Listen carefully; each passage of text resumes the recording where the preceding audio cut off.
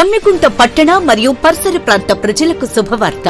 Solar గృహ విద్యుత్ ఉత్పత్తి రంగంలో సరికొత్త శకం. ఇప్పుడు మన జమ్మికుంటలో కార్తికేయ సోలార్ పవర్ జమ్మికుంట నెలకు 300 రూపాయలు ఆ పైన విద్యుత్ యూనిట్స్ ను ఉత్పత్తి చేసి 78,000 రూపాయల సబ్సిడీని అందుకోండి.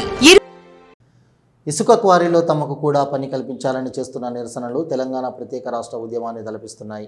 గత నెల రోజుల నుండి నిరాహార దీక్షలు, భిక్షాటనలు, వంట వార్పులతో ప్రత్యేక నిరసనలు చేపడుతూ అధికారులు స్పందించకపోతే ఆమరణ నిరాహార దీక్షలకు దిగుతామంటున్నారు గ్రామస్తులు. వీణవంక మండలంలోని కొండపాక గ్రామంలో ఇసుక క్వారీ ఉంది. అయితే పక్కనే ఉన్న హిమ్మత్ నగర్ మరియు కొండపాక 2 గ్రామాలు ఒకే రెవెన్యూ గ్రామానికి కింద వస్తాయి.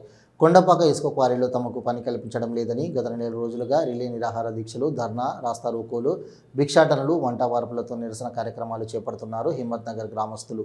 రెవెన్యూ డివిజనల్ అధికారి, స్థానిక తహసీల్దార్ వెళ్లి గ్రామస్తులతో మాట్లాడిన తమకు ఉపాధి కల్పించేంత వరకు నిరసన కార్యక్రమాలు చేస్తామని, అధికారులు స్పందించకపోతే ఆమరణ నిరాహార దీక్షలు చేస్తామని ప్రజలు హెచ్చరించారు.